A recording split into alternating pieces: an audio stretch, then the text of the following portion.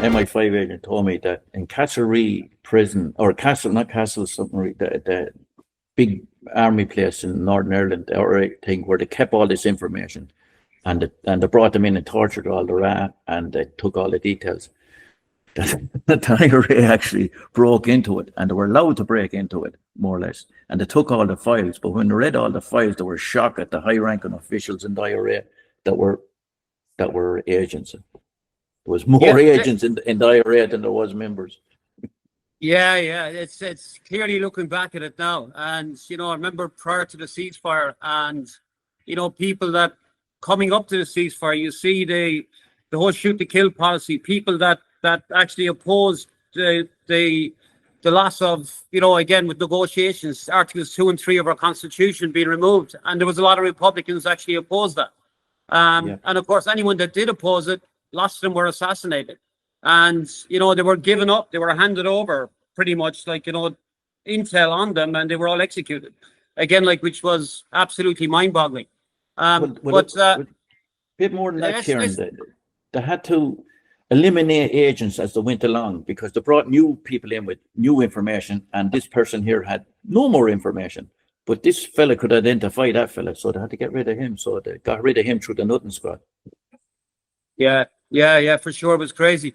Let's wrap up there, part one, and let's get back on part two there shortly. Thank you. Okay, we can start part two there right now. We'll just do it there right now. Okay. Hey, okay.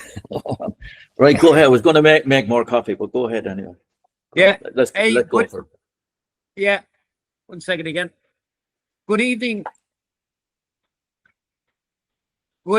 Again, we'll do part two of this. Again, I want to apologize to my listeners because I have a lot of background noise.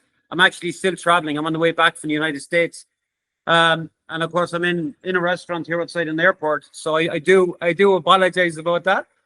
Okay. But we finished up there on the previous one regarding what was happening within the prison. We're on about the people being incarcerated. Again, about solicitors listening in on conversations between the solicitors and people that were remanded prior to a court case, and that evidence was being used against them in court, which is again totally illegal. These arrests and these prosecutions, again, on information that it broke every law going. But on top of that, like the tortures, the beatings, and I guess back to the assets, the MI5 assets that were involved in the entire process. Yep. Go ahead, Kieran. Just turning this down here. You're baiting me over.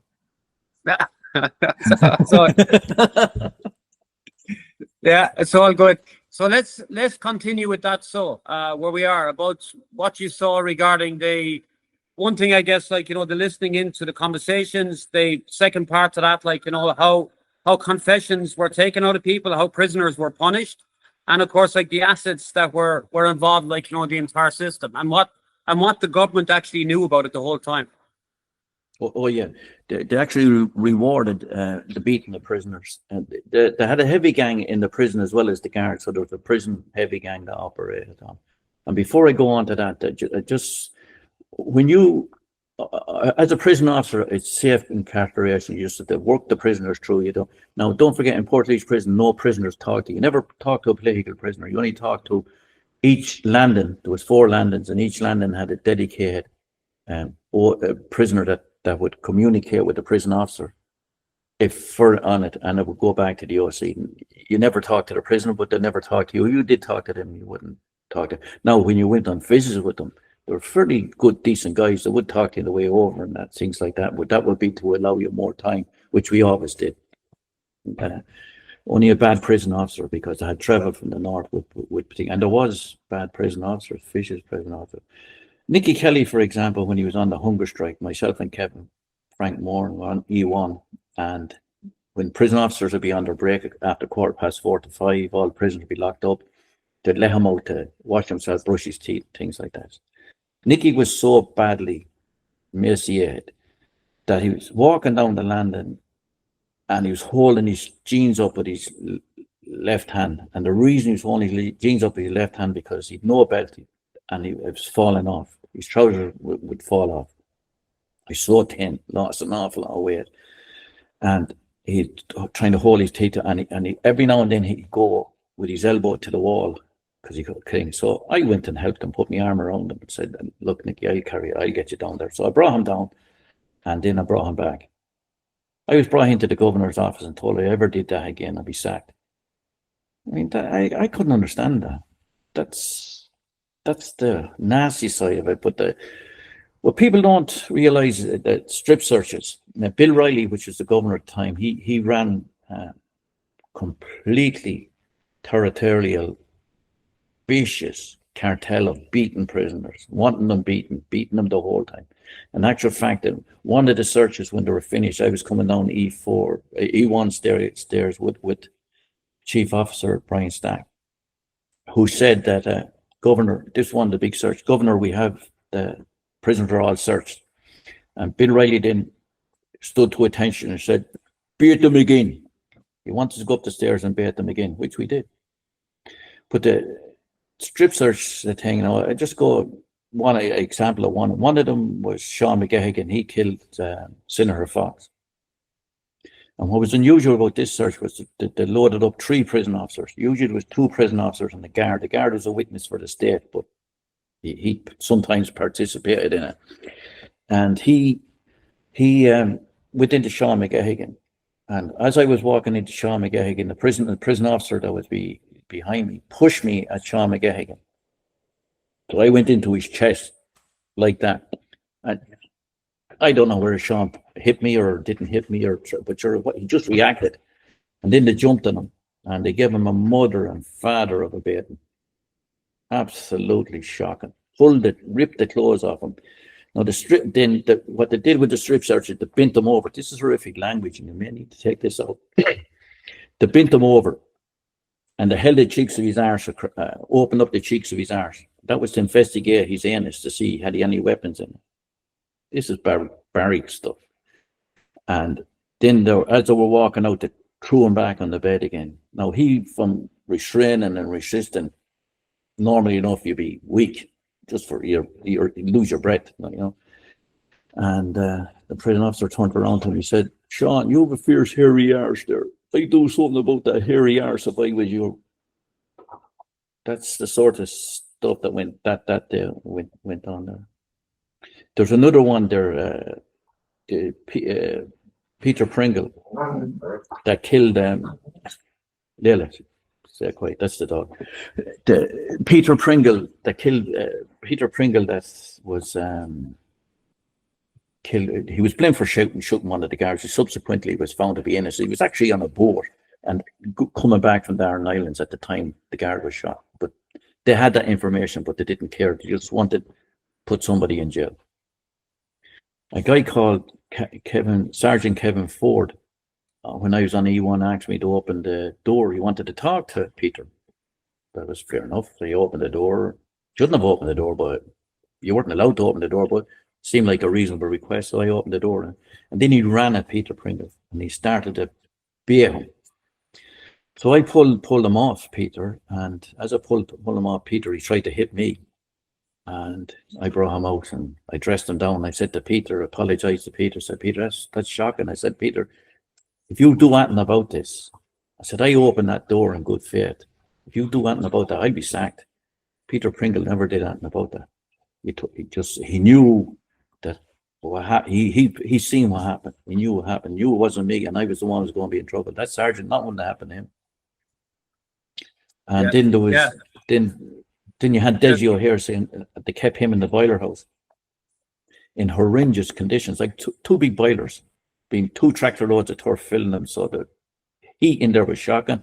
There was turf mile going around, plus there was asbestos dust floating around the place. Terrible condition. A lot of prison officers would be dying from this asbestos dust.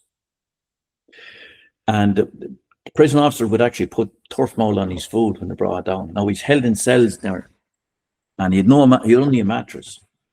Sometimes he was allowed to exercise, sometimes he wasn't. And he had no furniture, no nothing, in horrendous conditions. Yeah. Everyone knew like the beatings that went on with the entire system, right? I remember being arrested there at one stage, and I was blown away. This was after the Good Friday Agreement, and when I was arrested, it was again they had absolutely nothing on me. And I remember being brought to the interrogation room, and there was a table in the center of the room, and the first thing they did was handcuff me and strip me, and they started beating me. But they had a statement as thick as a phone book on the table, and they said to me, "Kelly, sign it, and the beating will stop. If you don't, Yeah. we're going to kill you."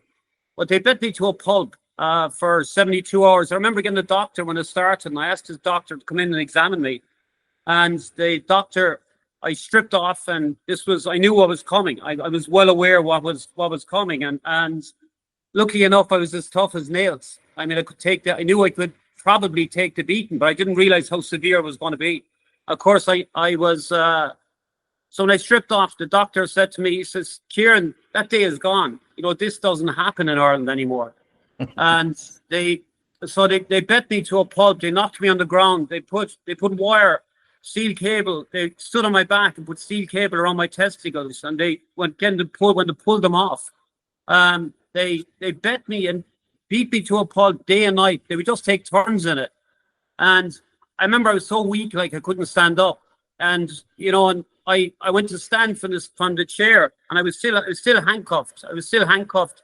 One of my hands was onto the chair, handcuffed onto the chair at times. Other times they handcuffed both of my hands behind my back. Remember, I was naked at this stage, and they throw cold water on me in between the beatings and keep trying to humiliate you. Bring female interrogation officers in again, and try to just completely humiliate you. The beatings lasted there for a solid 72 hours. And I remember when I got released, and I said to them that, I said, remember at the end of the day, I said, "You're savages. You're savages. You're not going to break me." But they did. Little did they know, if they probably went for another 6 or 8 hours, they probably would have broke me. But I went to see the doctor after that, and I stripped off naked, and the doctor started crying. I get emotional even talking about it. But he said, "I'm sorry." He said, I didn't realize," he said, "that still happened in Ireland." I was nearly dead. I mean, I was nearly dead. The beating was unbelievable. I mean, unbelievable. I was black and blue. I was probably after losing a couple of pints of blood. I was in bits. I was absolutely in bits, and I did nothing. Again, the only thing I did, I spoke out. I didn't agree with losing Articles 2 and 3 of the Constitution. I said it's too big of a deal, to lose our claim, there to the 6 counties. That's what I opposed. And they try to say I was a dissident. They try to say everything. And of course, the media went to town on me. It was Desi O'Malley was the leader of the Progressive Democrats, I think, at the time, around the same time. And he put up an article that I was a leading member of the Provisional IRA. And he was caught at the time. This is what he was claiming. And they got trumped up charges on a fishery case that I assaulted these fishery officers, and I was saying it was corruption. There was nothing but just corruption involved in the entire thing. But when I went to court, it was a complete kangaroo court. I mean, you could see. I mean, the court was full of branchmen. It was full of guards to intimidate the jury. They were just there to intimidate the jury.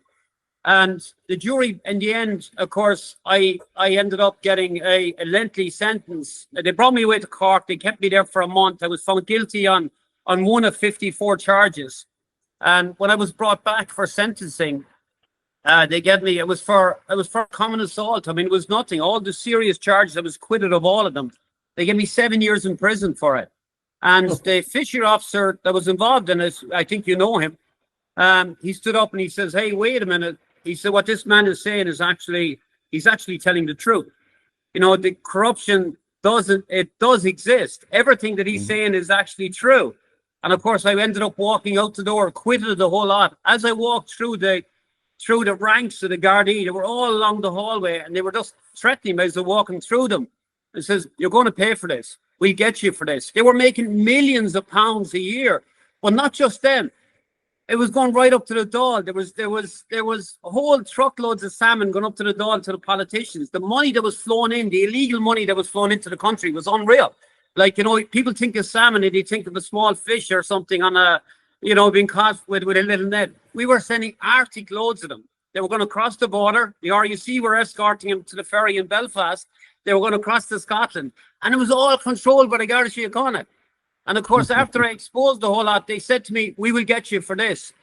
And some years later, I ended up going to the States. I mean, the harassment, it was unreal. I mean, it was just non-stop harassment. And I knew eventually they were going to kill me if I stayed in Ireland. I mean, I was in a small little village in Helvig, and you drive down the road and you'd armed checkpoints, like, you know, there on the road waiting for me.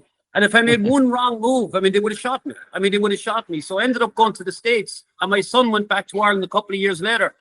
And my son was stopped in Dungarvan with two of his cousins, and he was in Dungarvan, and this guard, Ray Dunn, Garda Síochána in Dungarvan, he said, you're Wayne Kelly. He said, that's right. My son hadn't a clue what this was about. He was only 16 years of age, a little child. And he said, tell your father the next time that they see you that you're not going to be able to recognize his body. My son was beaten to death 36 hours later. And when he was beaten to death, Ray Dunn, the guy who threatened him, was right there. I have witnesses to say he was actually right there when my son was being murdered. And of course, nothing. They put it down on the report. It was blissful adventure. They said that was it. Even though he was beaten to a pulp. They beat him to a pulp. So I'm well aware of how bad they are and how evil they are. I've been fighting corruption in Ireland since the mid-90s. You know, have I a Republican background? Yes, I've always said I had. I mean, I never denied that. But I also believe, like, you know, that we have to move forward in a peaceful manner. But I do believe that our democracy is gone. Like, you know, we have to take our country back. We have to do it in a way through the democratic process. We have to do it. And it's the only way forward. I've lost so much, you know, and people said to me, they're going to kill you. I said, they already did. They killed me when they murdered my son. I mean, I'll never get over that. I'm already dead. So, you know, they can do whatever they like to me. They can't hurt me any more than what I'm already after being hurt. You know, and when I listen to your story and listen to other stories too, and I used to feel sorry just for myself for years, but I don't. I feel sorry for all the Irish people, for what they're after doing to everyone, what they're after doing to them. I keep explaining to people, and people don't understand. The Irish government is the most sophisticated criminal organization on the planet.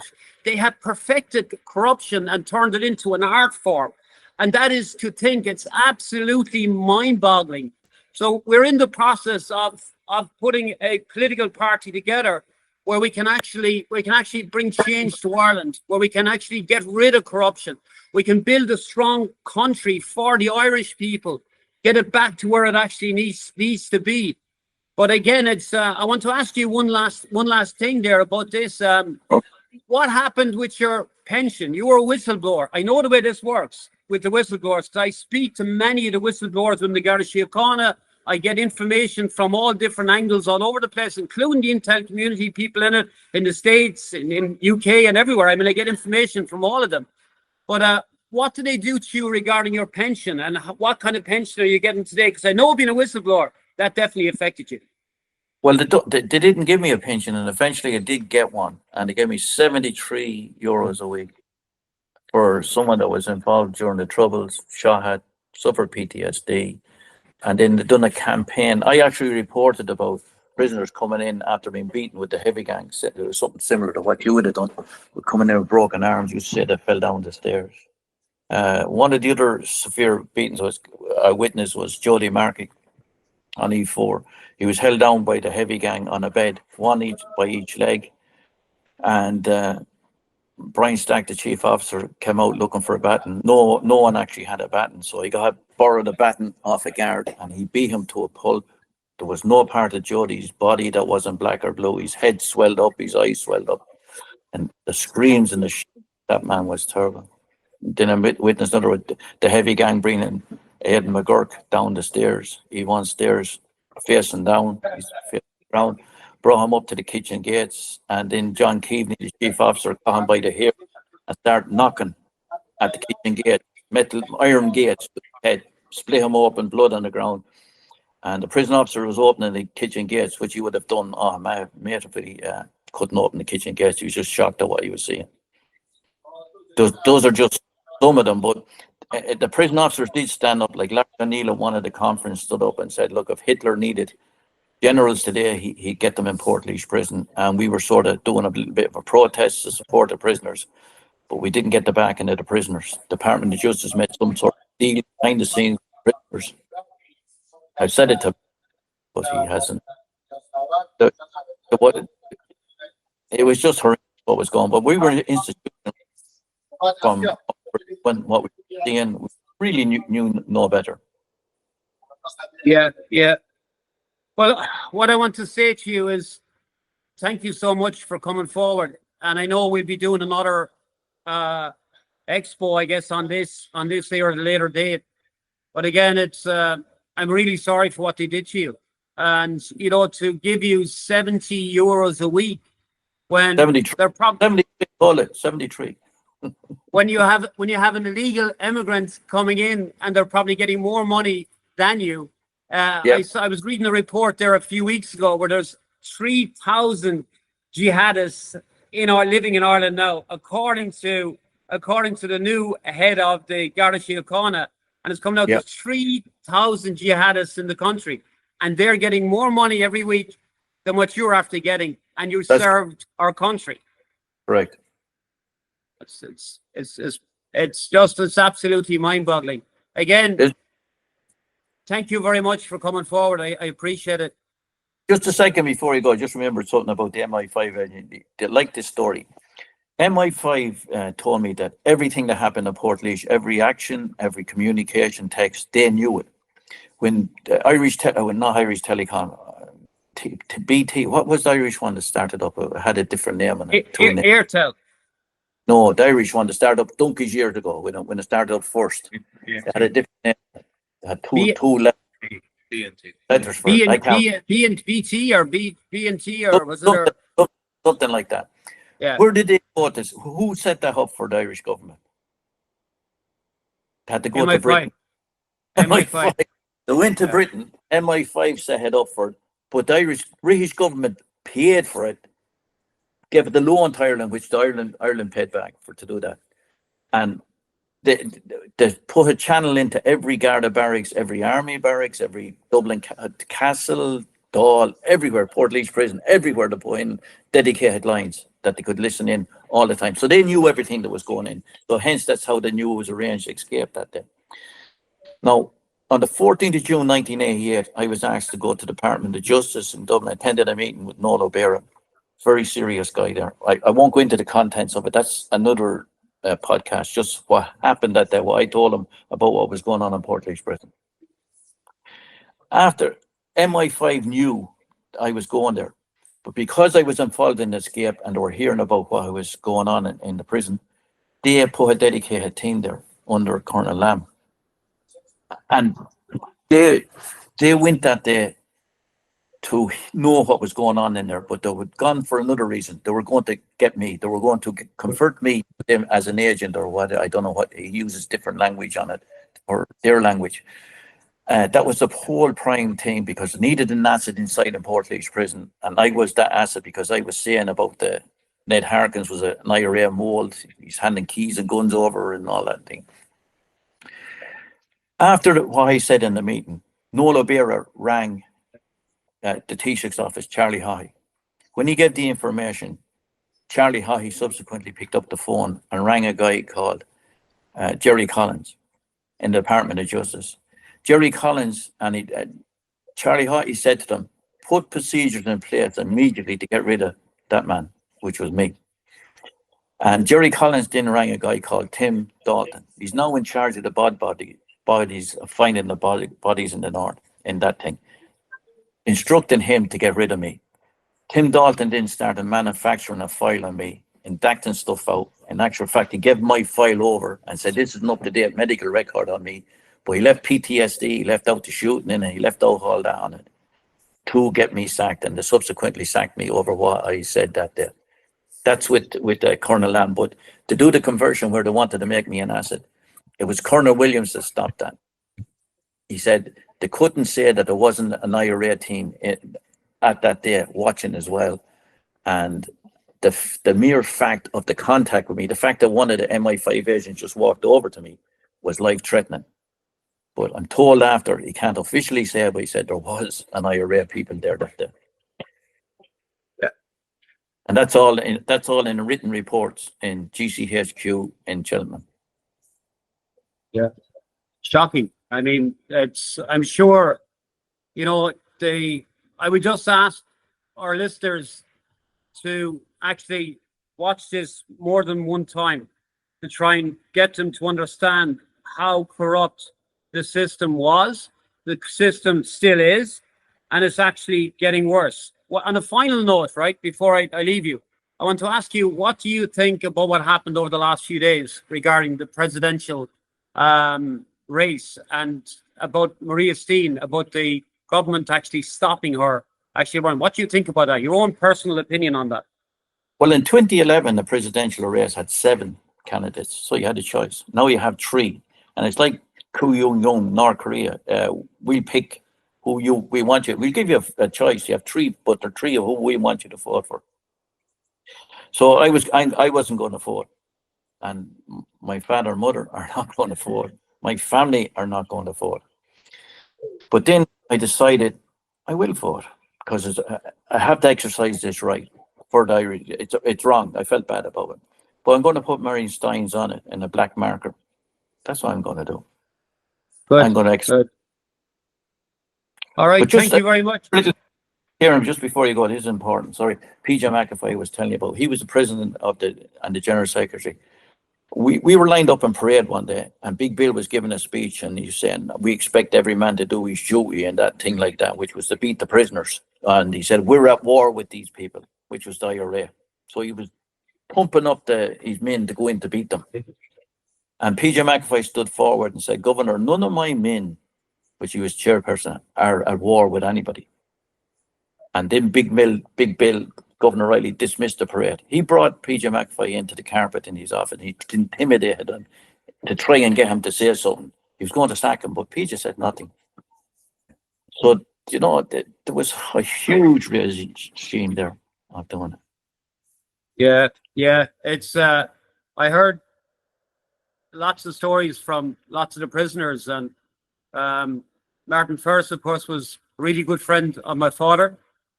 Martin showed up at my son's funeral again, and it's Martin was a good man. I have lots of issues there with lots of the individuals in Sinn Féin today, and I think they're after losing the direction that they were meant to go in.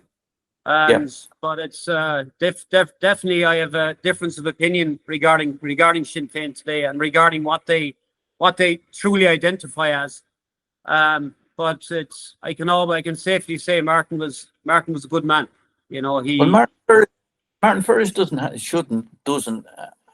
and it's actually Gindegree and what he's doing. Like, don't forget, he's standing up for prison officers that were beating the crap out of him in the prison and during the Troubles, and he's actually the one standing up and doing something about it. While the local TDs and the TDs around here, no, they do absolutely nothing about it. Don't want to touch it, but he does. Well, because he knows. They all know, like, is the way the government operates is they run smear campaigns against people. They've been trying to find everything on me with years now. I mean, there's nothing to find.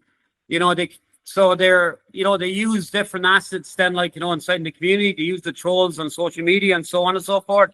But again, there's nothing to find. I love my country, and I love my people that's in my country. Not all of them, I must say.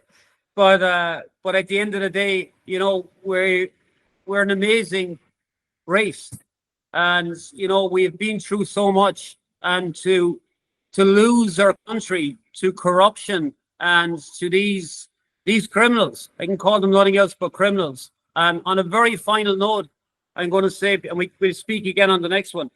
But they operate here without impunity. In Portlaoise Prison, there was an awful lot of bullying going on by prison manager. And a guy called Mick Horn, chief prison officer, he was continuously harassing and bullying people. And I reported that on the 14th of June. And one of the people, J.G. Burke, a prison officer, ended up committing suicide as a direct consequence of it. That's all covered up. John McCarthy died a horrible death. I seen John McCarthy on the Boiler House gate on a rainy day, crying, trying to light a cigarette he couldn't light. He actually told that story to PJ McAvoy as well, because he was bullied. Mark Beaton wrote, I relieved him one day. He wrote a half sheet saying he wanted to leave the prison because Mick Horn was bullying. He was an obnoxious, very vile, bad person. In actual fact, the wife of a prison officer, which subsequently the heavy gang done the same thing to you when he brought him in, tried to blame him for bringing the keys in. He actually went to the toilet on himself. They wouldn't let him go to the toilet. But she said that was the first time she witnessed being in the prisons of the devil when that man called to her house to tell her that her husband was sacked and not to go to work. Yeah, it's on a final note, it's I've seen the corruption there firsthand, and I've been speaking about this for weeks now. I'm trying to get a tape released, again, a tape that's in the United States, a tape that shows Micheál Martin in a very, very bad situation. And the crazy thing about that is, I only found out there lately that Michael Lowry knows the tape exists. People have been asking for the longest time, why does Michael... That's what Micheál's doing, what he wants. What he wants, yeah. Lowry knows the tape is there. He might even have a copy of the tape, I believe. And of course. Like they're terrified of Lowry because Lowry will release it. But we're doing a dump there on Monday with documents. Also, we have another interview with a person who's going to speak about this. We're doing that recording actually there today. And that video is coming out, which we have something like, I think, 42,000 documents that shows that Lowry is corrupt to the core. He's just a criminal. I mean, we have so much stuff on him like that's going to take Lowry down. But I think the biggest problem within the Irish government is there is good politicians there. There's no doubt about it. There's lots of good politicians.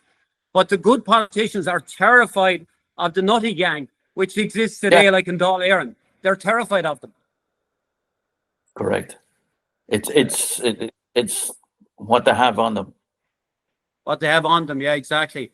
On that note, thank you very much, my friend, and we'll speak again real soon. Slán. Slán.